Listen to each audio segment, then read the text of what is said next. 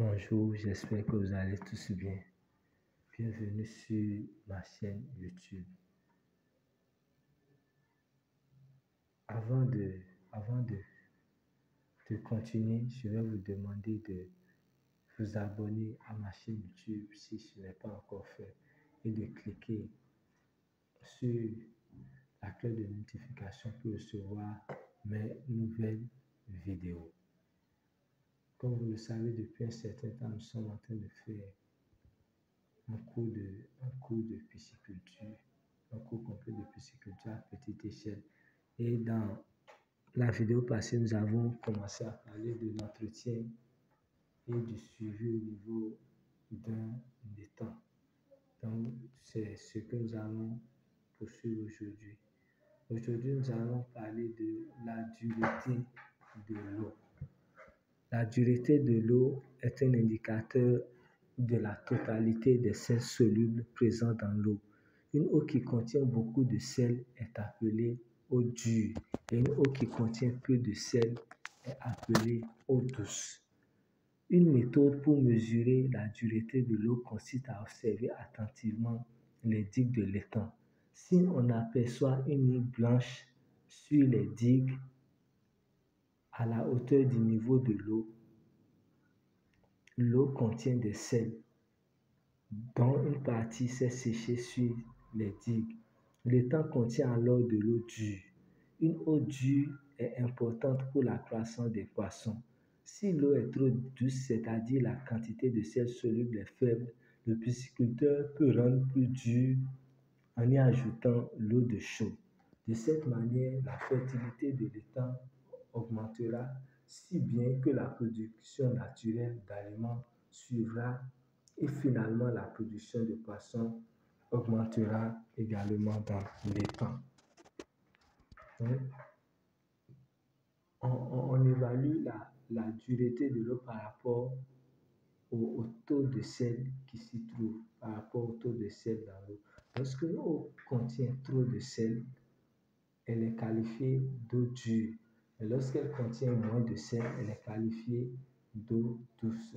Donc la dureté est importante en ce sens que elle permet elle favorise la croissance, elle favorise la reproduction et d'autres choses. Donc, ça fait que si nous avons un étang qui a une eau douce, nous devons chercher à ajuster cela. Nous devons chercher à ajuster cela. Et pour savoir que notre eau est dure, c'est-à-dire contient assez de sel, on peut observer au niveau des lignes, au niveau des digues, c'est-à-dire au niveau des lignes qui sont à l'intérieur, à la hauteur du niveau de l'eau. Si on voit une ligne blanche, ça veut dire que notre eau est assez dure, contient assez de sel.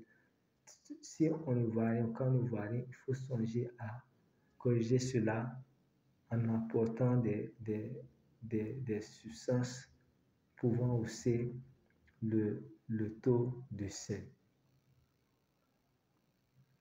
On peut changer l'acidité, l'alcalinité et la dureté de l'eau par le biais du cholage comme décrit ci-dessus.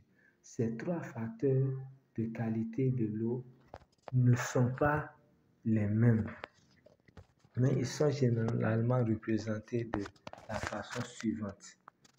Faible alcalinité, sensiblement à faible pH. Faible pH sensiblement égal à faible dureté. Donc, le cholage, l'utilisation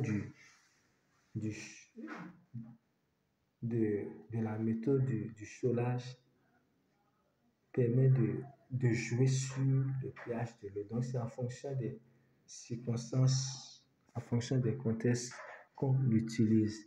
Ainsi, le but des apports de chaux est d'augmenter soit le pH de l'eau pour atteindre une valeur proche de 7, soit son alcalinité,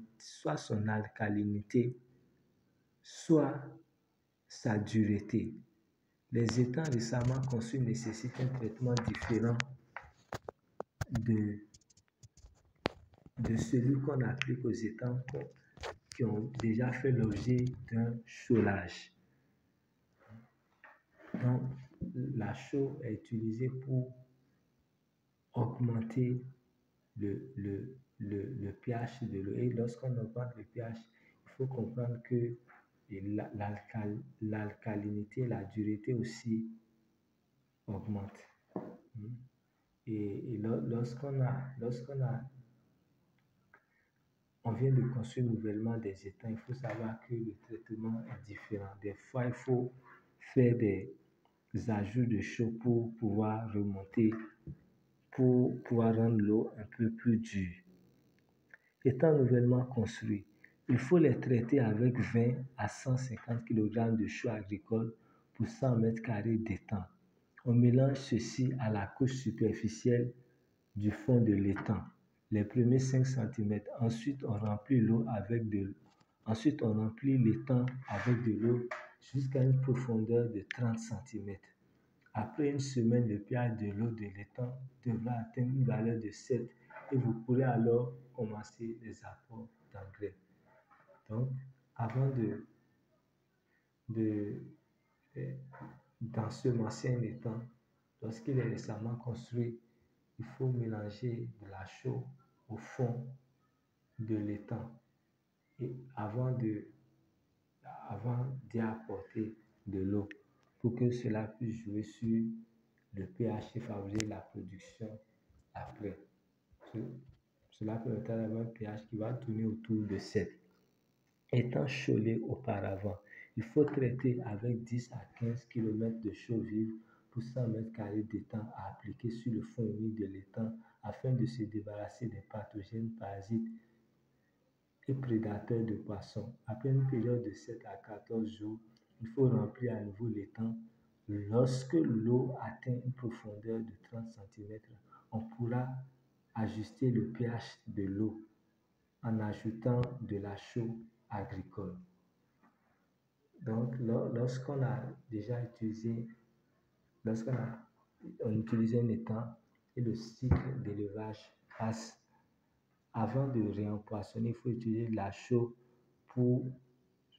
il faut appliquer de la chaux au fond de l'étang pour pouvoir tuer les pathogènes, pour pouvoir tuer les parasites et pour pouvoir éliminer aussi les prédateurs.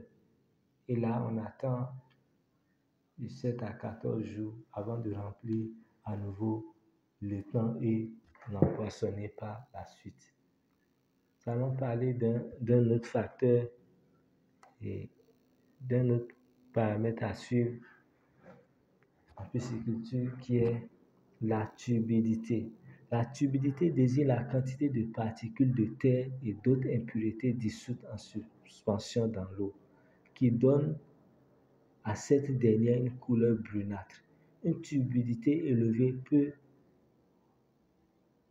diminuer la productivité des poissons car elle réduira la pénétration de la lumière dans l'eau et par conséquent les plantes aquatiques produiront moins d'oxygène. Des solides dissous en suspension provoqueront également le colmatage des filtres et peuvent blesser les branchies des poissons. Lorsqu'on parle de la turbidité, c'est de la quantité de particules de terre qu'on peut dissoudre, qu'on peut retrouver dans l'eau, ou bien des impuretés dissoutes qu'on peut retrouver en suspension dans l'eau.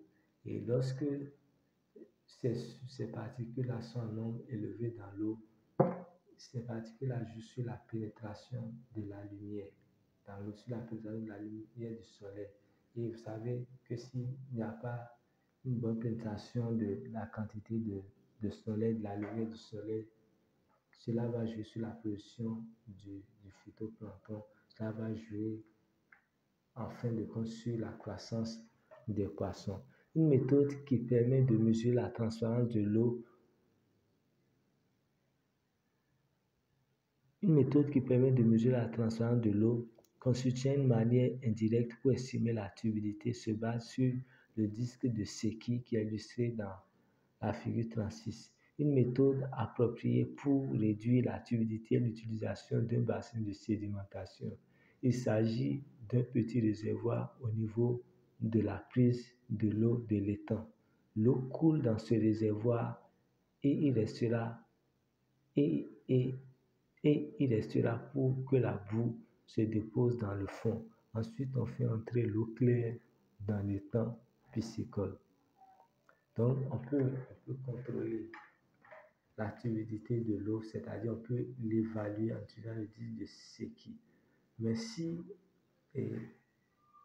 l'eau doit quitter par exemple un cours d'eau avant de venir dans un étang, on peut construire ce qu'on appelle un bassin de sédimentation dans lequel l'eau passe d'abord, l'eau fait un certain temps avant d'entrer dans l'étang. Cela permet en particulier à la suspension de se déposer au fond. Une autre manière qui permet de clarifier nos boueuses consiste à mettre du fond ou du fumier dans l'étang pour que ceux-ci se décomposent, provoquant la décomposition des particules en suspension. Cette méthode ne devrait pas être appliquée lorsqu'il fait très chaud, car le foin pourrira très rapidement, causant éventuellement une carence d'oxygène dans l'étang. Donc, pour résoudre le problème de turbidité, on peut utiliser aussi du fumier. Donc, le fumier, en se décomposant, va provoquer la sédimentation des particules en suspension. Mais ce n'est pas bien de le faire lorsqu'il fait très chaud. Sinon, la décomposition sera rapide et cela va causer encore d'autres problèmes. Lorsque la turbidité est principalement causée par des facteurs autres qu'une abondance de phytoplancton, la couleur de l'eau n'est pas verdâtre. On peut appliquer certaines pratiques très communes pour réduire cette turbidité. Par exemple, avant d'empoisonner l'étang, on met du fumier dans l'étang à un taux de 240 grammes par mètre carré.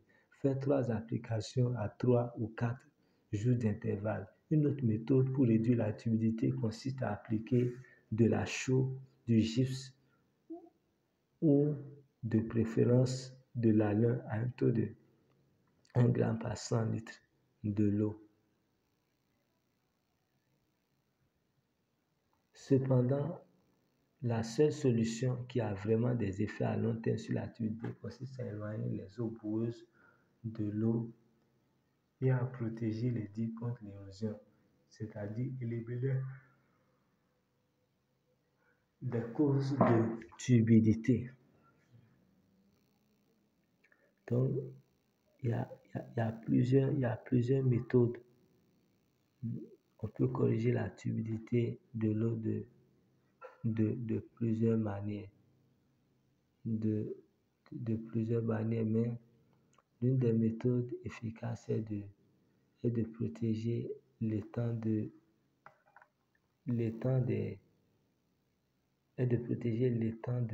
l'érosion, de protéger les digues plutôt contre l'érosion et d'avoir un bassin de sédimentation. Là, ça pourra résoudre assez de problèmes. Merci de m'avoir suivi. C'est tout pour aujourd'hui. À la prochaine pour une nouvelle vidéo.